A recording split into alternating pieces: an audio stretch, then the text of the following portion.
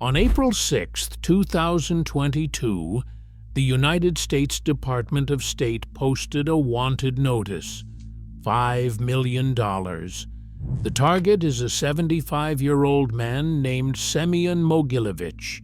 The FBI calls him a transnational organized crime boss. Other agencies have called him the most powerful mobster in the world. His network stretches across more than 30 countries.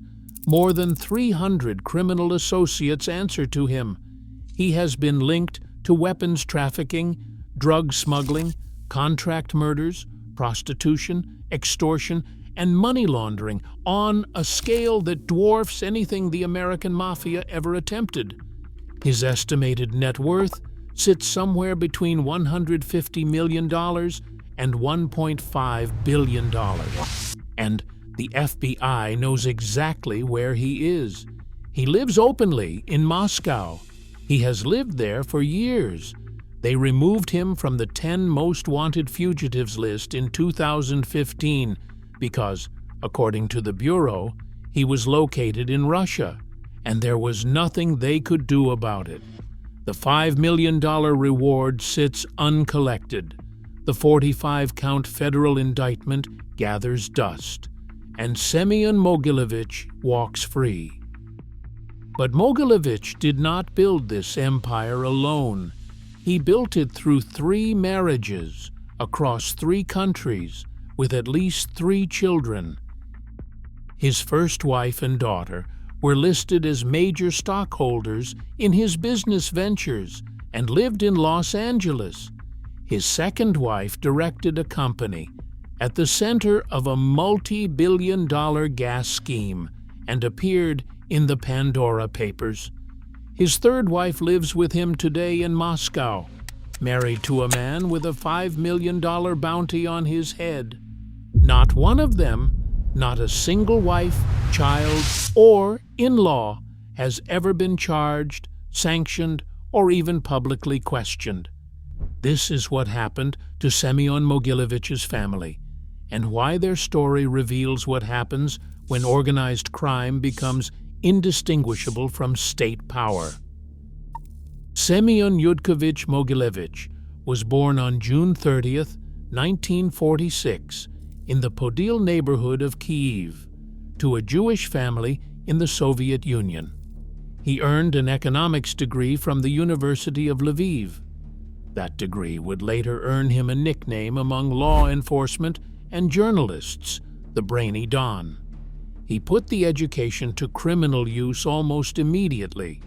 In the 1970s, he served 2 prison terms for currency dealing, but his real fortune began with a simple fraud that destroyed hundreds of lives. Throughout the 1970s and the 1980s, as Soviet Jews emigrated to Israel and the West, Mogilevich offered to buy their assets before they left. Jewelry, artwork, apartments. He promised to sell everything at fair market value and forward the proceeds. He pocketed it all. Hundreds of families lost their life savings to a man who smiled while he robbed them. That stolen money became the seed capital for one of the largest criminal enterprises in modern history. By the 1980s, Mogilevich had become the indispensable financial architect for the Solntsevskaya Bratva, the most powerful crime syndicate in Moscow. The Bratva was run by Sergei Mikhailov and Viktor Avarin. Mogilevich was not their boss. The FBI described the relationship as one characterized by fear, but not subservience. He was their money man, the person who could move illicit cash through global banking systems with a sophistication no other Russian criminal could match. In 1990, he briefly relocated to Israel and obtained citizenship. Then came the move that defined his empire. In early 1991, he married a Hungarian woman named Catalyn, obtained a Hungarian passport, and established a fortified villa outside Budapest as his new base of operations. From Hungary, Mogilevich built something unprecedented. He purchased Army Co-op, a factory that produced anti-aircraft guns. He bought DJEP General Machine Works, which manufactured artillery shells and mortars. A criminal organization now owned NATO standard weapons manufacturers, factories producing weapons that could be sold to anyone willing to pay, with no questions asked and no government oversight that could stop it. The fortified villa outside Budapest served as both family home and operational headquarters. Armed guards controlled access. The compound sat at the center of a web of companies stretching across continents. He launched shell companies across the Channel Islands, Cyprus, the British Virgin Islands, and more than 20 other countries. In 1994, he secretly seized control of Inkombank, one of the largest private banks in Russia, gaining direct access to the world financial system. The Russian Ministry of the Interior identified him as the boss of more than 300 criminal associates operating across more than 30 countries under at least 17 known aliases. The FBI confirmed his principal activities included weapons trafficking, drug trafficking, contract murders, extortion, prostitution, and money laundering on an international scale. A former Clinton administration official named John Weiner put it plainly, "Semion Mogilevich is as serious an organized criminal as I have ever encountered." And through all of it, Mogilevich kept his family close to the money, but far from the consequences. He had 3 confirmed marriages, each producing at least 1 child. His first wife, Tatiana Markova, was Ukrainian. They had a daughter named Mila. By the late 1990s, both Tatiana and Mila were living on Wilshire Boulevard in Los Angeles. FBI documents from that period identified them major stockholders in Mogilevich's business ventures, including entities connected to his American operations. A 1996 FBI document linked Tatiana to FNJ Trade Management Corporation, one of Mogilevich's Los Angeles front companies. His second wife, or long-term partner, since sources disagree on whether they formally married, was Galina Grigorieva, also known as Galina Telesh. She would become the most operationally significant family member. They had 1 son, whose name has never been publicly disclosed. That son was raised by Galina and her subsequent husband, Adrian Church, a British solicitor who managed Mogilevich's London-based holding company, Aragon Limited. The boy attended a private school in Kent, England. His third and current wife, Catalyn, is Hungarian. They married in early 1991. Mogilevich told the New York Times he moved to Budapest because he had fallen in love with a woman there during a 1-week vacation. They have at least 1 son together. Some databases, including the Free Russia Forum list of individuals connected to the Kremlin, claim Mogilevich has 4 children total, but that 4th child remains unconfirmed. 3 wives, 3 countries, at least 3 children, every one of them touched by the infrastructure of his empire, and not one of them has ever faced a single legal consequence. The contrast between the family's freedom and the suffering their patriarch's empire caused is difficult to overstate. The Jewish emigrants he defrauded in the 70s and 80s lost everything. The thousands of investors in his billion-dollar stock fraud lost between $150 million and $360 million. The Bank of New York scandal moved between $7 billion and $10 billion in suspected dirty money through the American banking system. His associate Vyacheslav Ivankov was assassinated by a sniper outside a Moscow restaurant, and through every scandal, every indictment, every killing, the family remained untouched. But this empire, built on laundered billions, stolen savings, and weapons factories, generated a paper trail, corporate registrations, stock filings, shell company records. Those records connected family members directly to the operations. The associates who ran the day-to-day became the weak links. Indicted, arrested, killed, turned informant. Meanwhile, the family walked free. The first crack in the empire's public face came on May 13, 1998. Dozens of FBI agents raided the headquarters of YBM Magnex International in Newtown, Bucks County, Pennsylvania. That raid revealed little evidence of real manufacturing. YBM was supposed to be an industrial magnet manufacturer. Mogilevich had provided $2.4 million in seed money. Through a network of shell companies spanning more than 20 countries, the operation went public on the Alberta Stock Exchange in 1995. It graduated to the Toronto Stock Exchange, and it joined the TSE 300 index. Former Ontario Premier David Peterson sat on its board. At its peak, YBM had a market capitalization of roughly $1 billion. When the FBI walked through the doors that day, they found everything a legitimate business would have except meaningful quantities of actual magnets. The stock collapsed overnight. Investors lost more than $150 million.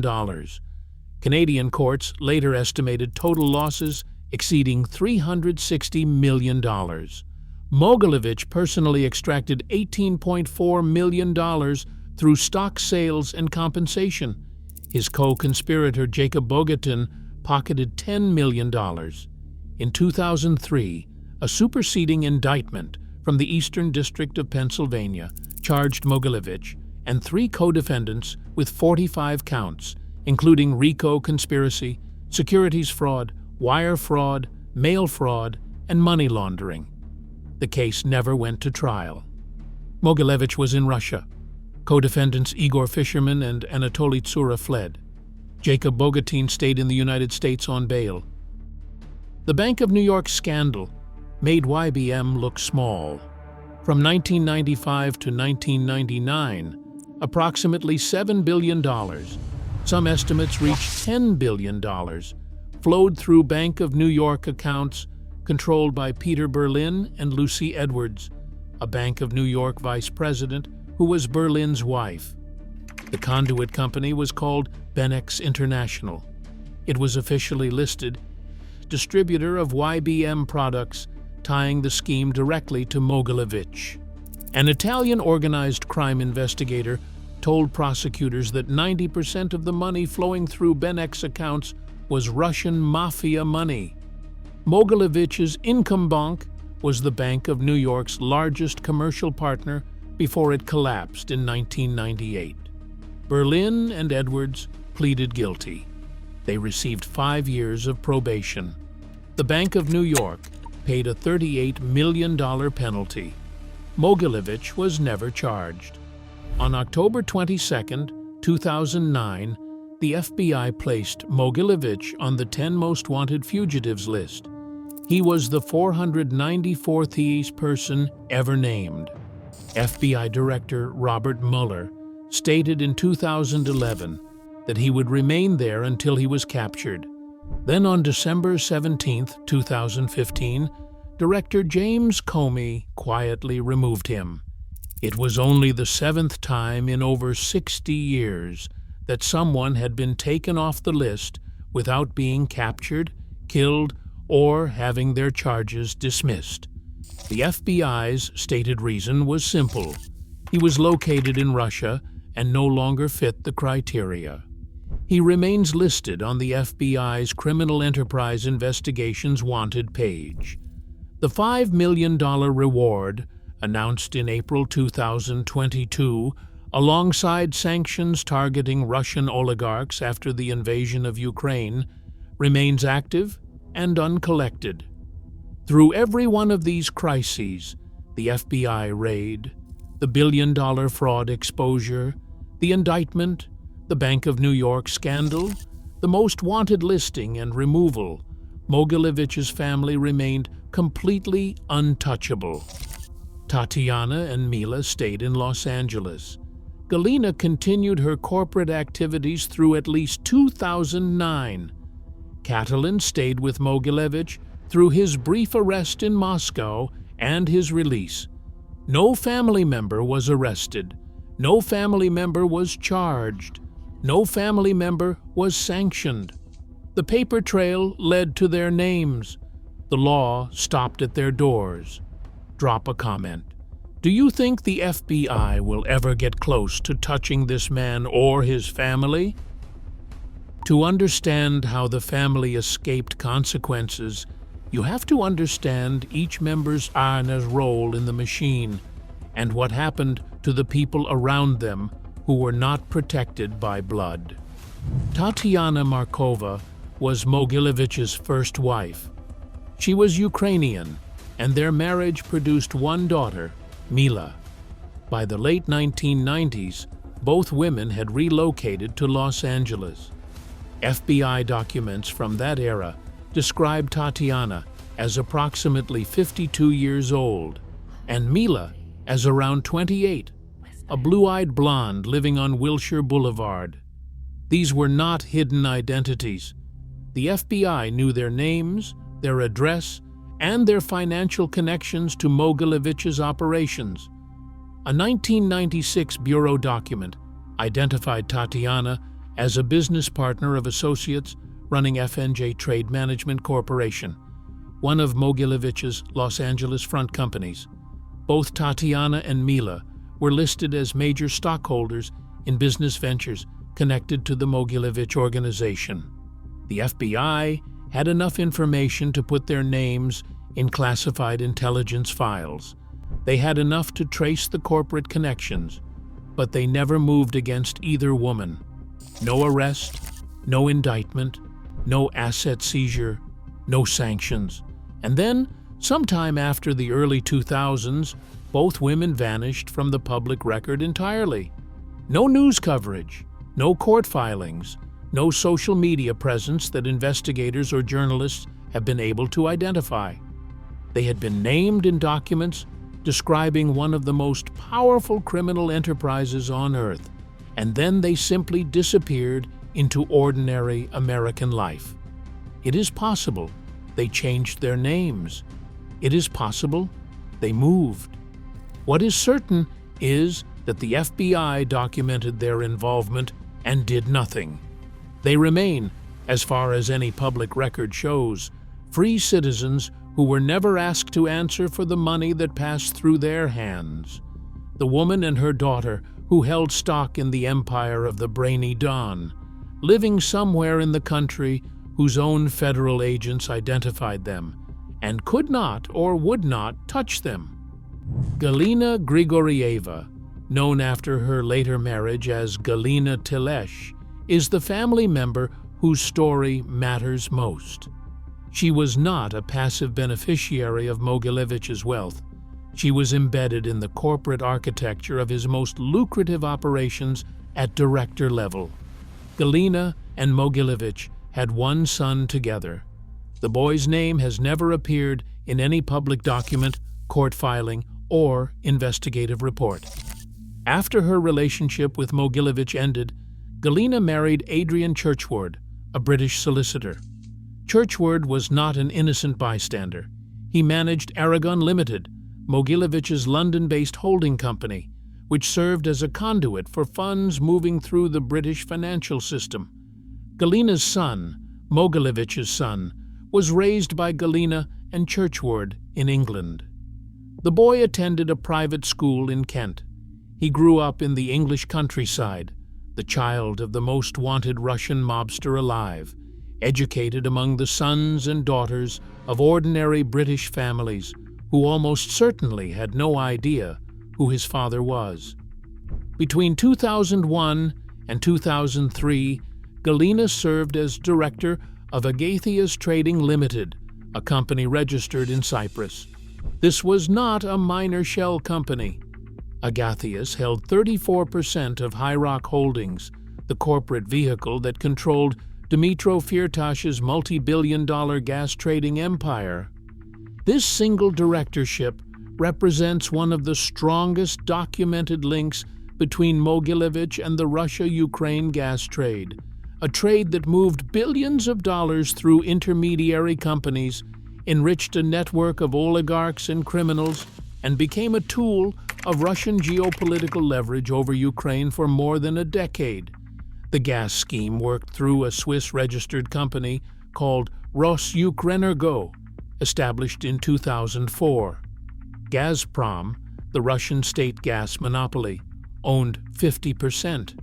The other 50% was held through a vehicle called Centragas Holding on behalf of Ukrainian oligarch Dmytro Fertash and a smaller partner named Ivan Fursin.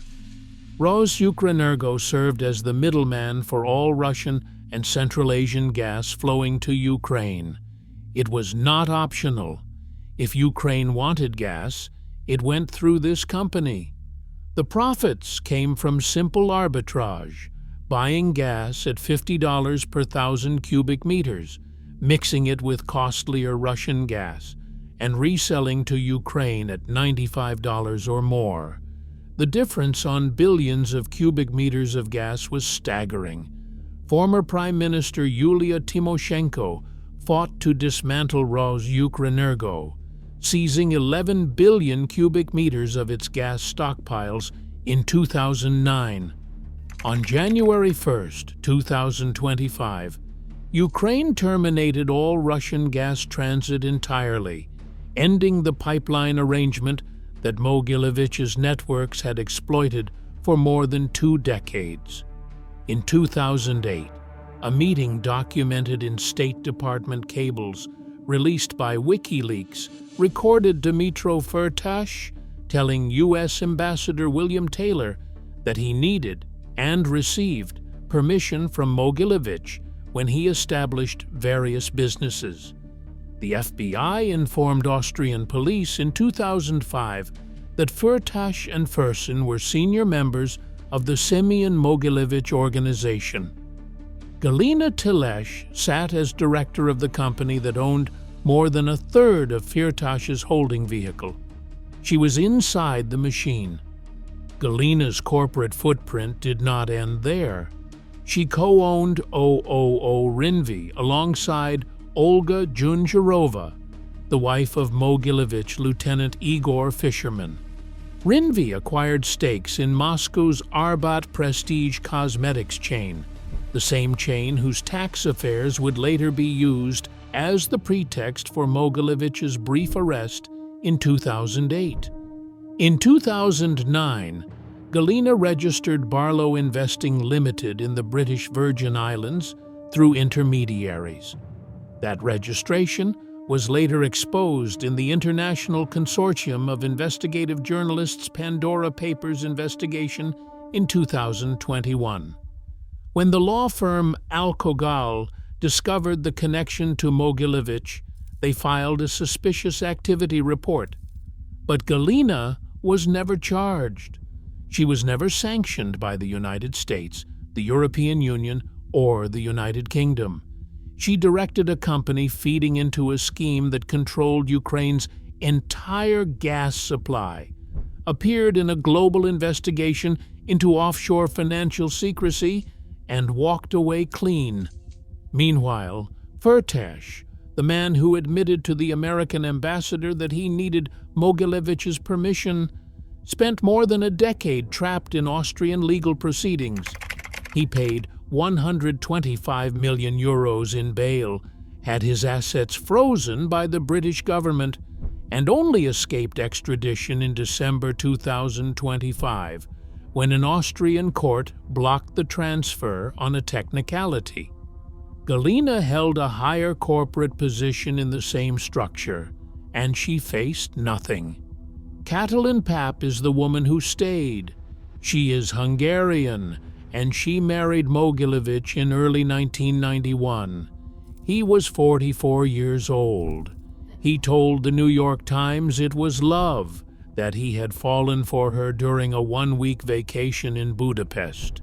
The marriage gave him something more useful than romance. It gave him Hungarian citizenship, a Hungarian passport, and a legal foothold in the European Union. From their fortified villa outside Budapest, Mogilevich built the infrastructure that would span 30 countries. Catalyn and Mogilevich have at least one son together, born sometime after 1991. The boy's name has never been publicly reported. Unlike Tatiana's daughter Mila, who appeared in FBI stockholder records, and unlike Galina's son, who was documented as attending school in Kent, Catalyn's son exists in public records only as a footnote, acknowledged but unnamed, a shadow in the biographical details of a man the FBI spent decades trying to prosecute.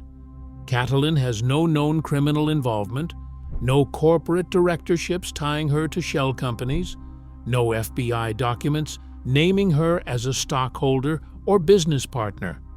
She appears to have lived the quietest life of any of Mogilevich's wives.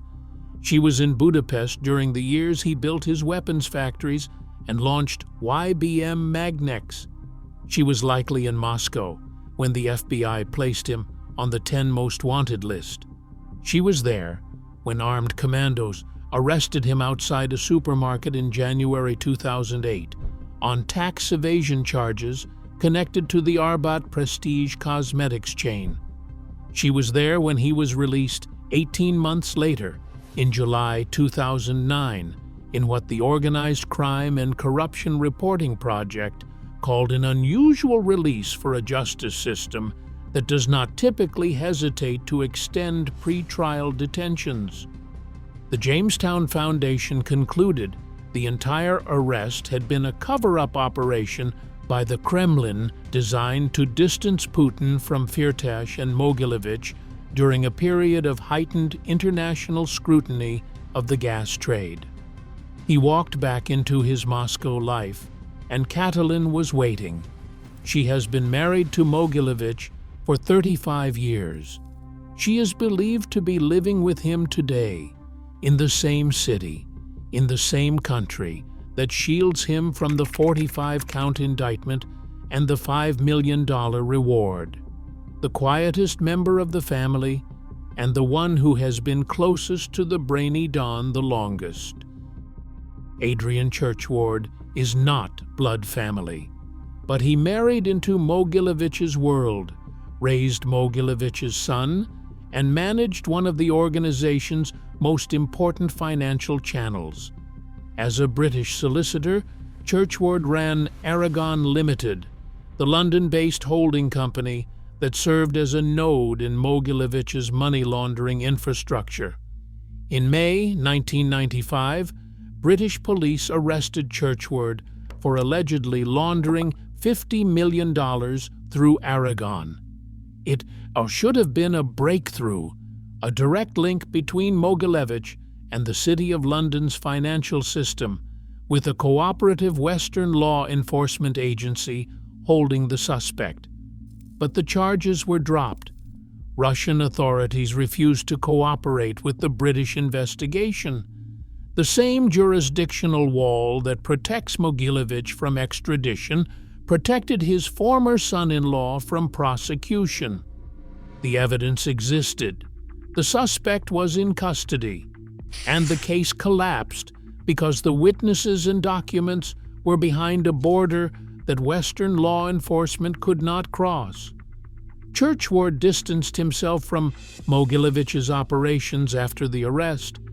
He and Galina eventually separated. Today, Churchward writes thriller novels. The man who once managed the financial channel for the most wanted Russian mobster in the world now fictionalizes the kind of stories he used to live. His case illustrates the pattern that runs through every attempt to prosecute Mogilevich's network.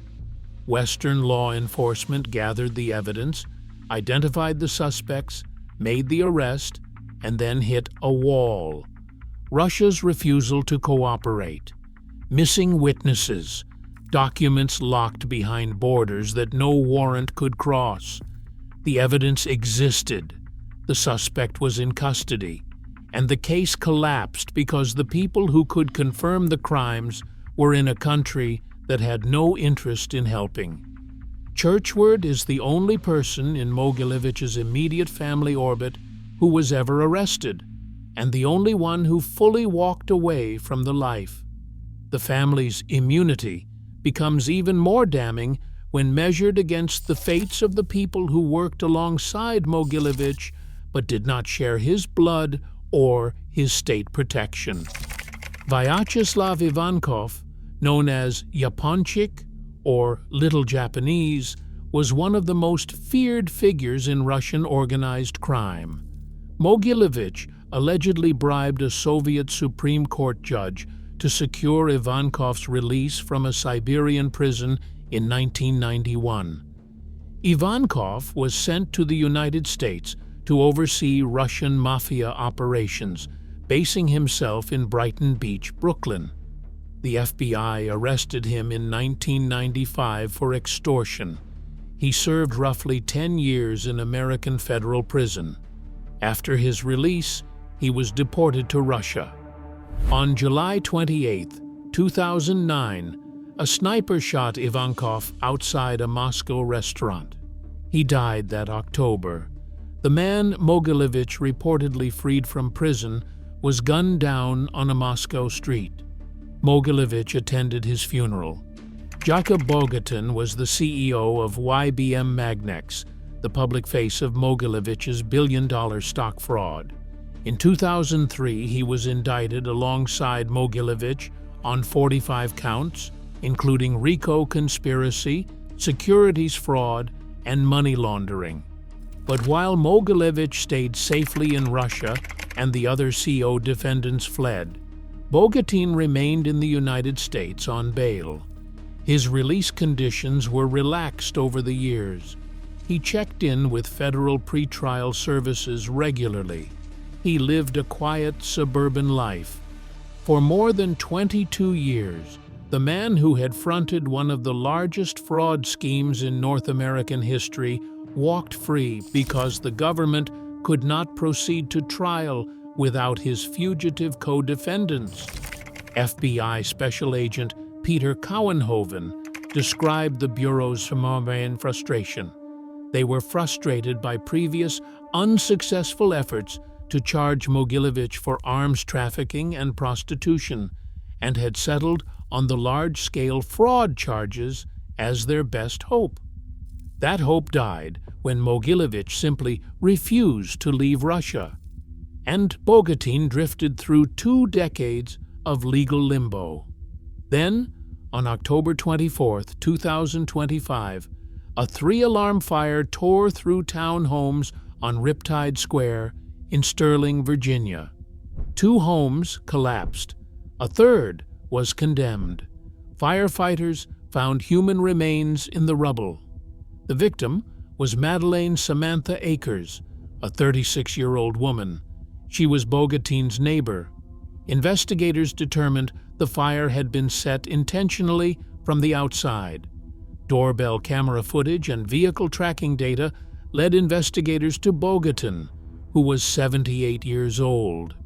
His townhome had been in foreclosure. The day after the fire, an insurance claim was filed for more than double what was owed on the property. On October 28th, Bogatin was arrested and charged with felony murder and burning or destroying an occupied dwelling. He sits in the Loudoun County Adult Detention Center today. From billion-dollar fraud co-defendant to murder suspect, the federal case that was supposed to bring Mogilevich to justice never even went to trial. Dmytro Fertash built a fortune as the gas middleman between Russia's Gazprom and Ukraine, controlling the non-Gazprom half of Ukrenergo. He told the American ambassador he needed Mogilevich's permission to do business. The FBI called him a senior member of the Mogilevich organization.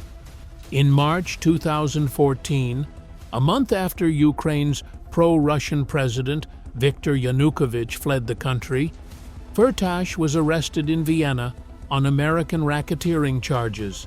He posted 125 million euros in bail, a record amount, and spent the next 11 years under house arrest fighting extradition. The British government sanctioned him and his wife Lada in November 2024 for large-scale international corruption. Ukraine wants him for nearly $500 million in alleged embezzlement from the gas transit system. On December 10, 2025, the Vienna Higher Regional Court delivered a final ruling. Extradition was blocked. Prosecutors had missed a deadline to file their appeal. The ruling was legally binding and could not be overturned. Fertash used a dubious appointment as an advisor to Belarus's mission to the United Nations Industrial Development Organization in Vienna, an appointment neither that organization nor Austria's foreign ministry accepted as legitimate to claim diplomatic immunity.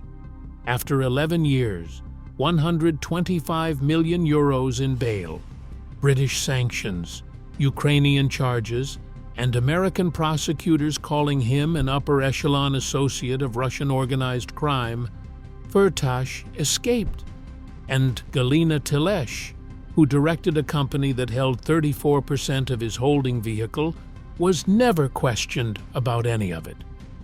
Then there was William Sessions. He served as director of the FBI from 1987 to 1993. After leaving office, he became Mogilevich's personal attorney in the United States. According to the Wall Street Journal, Sessions tried to negotiate a deal with the Department of Justice, offering Mogilevich's intelligence on Islamist terrorism in exchange for resolving his legal problems.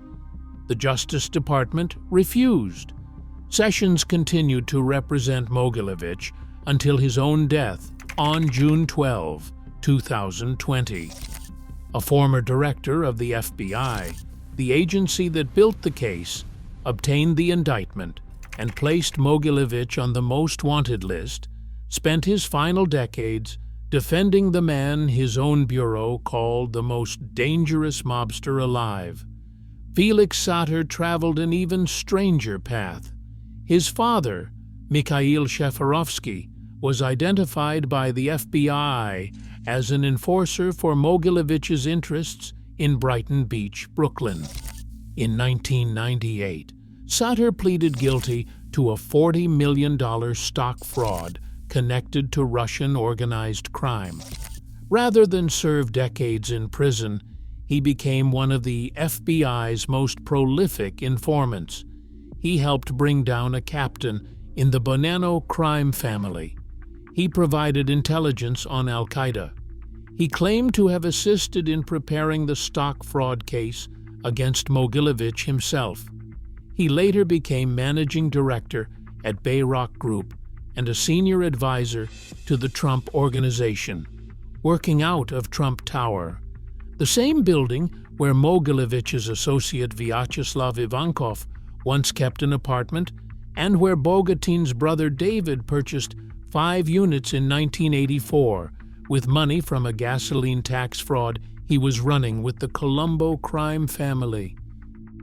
The evidence of why the family remains untouchable runs through Moscow. The Melnichenko tapes, leaked recordings from Ukrainian President Leonid Kuchma's office in February 2000, captured a conversation between Kuchma and SBU chief Leonid Derkach. Derkach told the president that Mogilevich was on good terms with Putin and that the two had been in contact since Putin was still in Leningrad. 2 days later, Military Intelligence Chief General Ihor Smeshko reported that Mogilevich had been a KGB and SVR agent since Soviet times. Alexander Litvinenko, the FSB defector who was murdered with polonium in London in 2006, recorded testimony in 2005 alleging a good relationship between Putin and Mogilevich dating to 1993 or 1994. If those claims are accurate, Mogilevich is not merely a criminal who happens to live in Russia. He is an intelligence asset embedded in the architecture of the Russian state, a man whose money laundering capabilities, energy sector connections, and weapons trafficking networks make him too valuable to surrender. There is no extradition treaty between the United States and Russia. Mogilevich holds Russian citizenship. He has not set foot in a Western country since the late 1990s. He operates through layered corporate structures spanning 27 countries under 17 aliases. The $5 million reward assumes someone will provide information leading to his arrest. But no one is going to arrest Semion Mogilevich. Russia will not hand him over. He will not leave. And the family, Tatiana somewhere in America, Mila vanished into anonymity, Galina with her Pandora Papers trail, Catalyn beside him in Moscow, their children unnamed and untracked, remain shielded by the same sovereign wall. Jacob Bogatin sits in a Virginia jail for setting a fire that killed his neighbor. Fertash is in Vienna, freed by a missed deadline and a fake diplomatic credential. Ivankov is in a Moscow grave with a sniper's bullet. And the man who connected all of them, whose family held the stock, directed the companies, and lived off the profits, is 79 years old, living openly in the capital of the country that protects him, with a $5 million bounty that nobody will ever collect. The 45-count indictment from the Eastern District of Pennsylvania remains open. The FBI's Criminal Enterprise Investigations page still carries his photograph, and somewhere in Moscow, the brainy Don is still breathing free air, surrounded by a family that the most powerful law enforcement agencies on Earth have documented, named, and never touched.